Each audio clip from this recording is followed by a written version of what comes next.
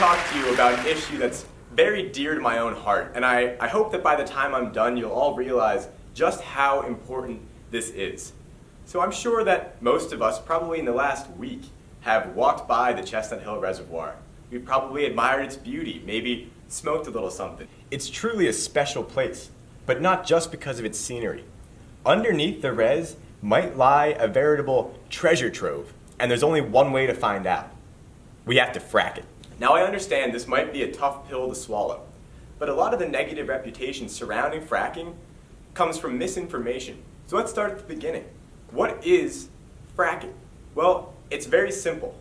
To frack something, you just take kind of one of those big frack arms and you just kind of jam it in there, just right in there, several times. And after a period of time, the frack juice just sort of trickles up and right down into the receptacle.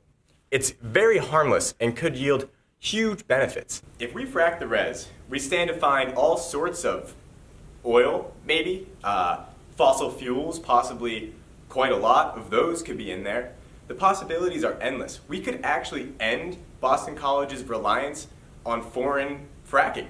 Think about what we could do with the revenue generated from fracking the res. The market today for fracking products is huge. Any economist can tell you. I've actually thrown together some projections on the profits BC would stand to gain from fracking the res. And as you can see, this line is almost straight up. It's a huge...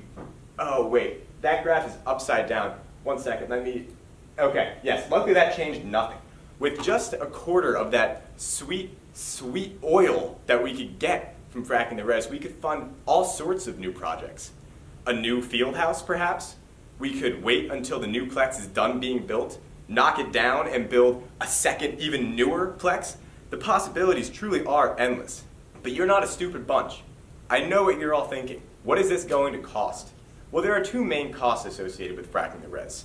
First, we'd need the frack arms, probably 3 or 4, and we could actually get them second-hand. We'd have to make sure, of course, that the fracking tips are still sharp to really get into the res. We wouldn't want any kind of maintenance-related issues, but we could save a bundle. The second cost, of course, is storage. Where would we put the fuels we'd get from fracking the res? Well, Lower Dining Hall offers a variety of receptacles of all shapes and sizes, free of charge. Some of them are quite large.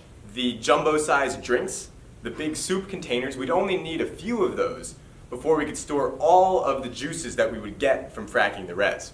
Of course, we wouldn't want to use those small dipping sauce containers. We'd need far too many. It would be wasteful and bad for the environment. Folks, the harsh truth is that we are sitting on a gold mine right now, and organizations like Boston College aren't going to do anything about it. But together, we can make a difference. We can rally, we can protest, we can force BC's hand, and we can get that res fracked. Thank you.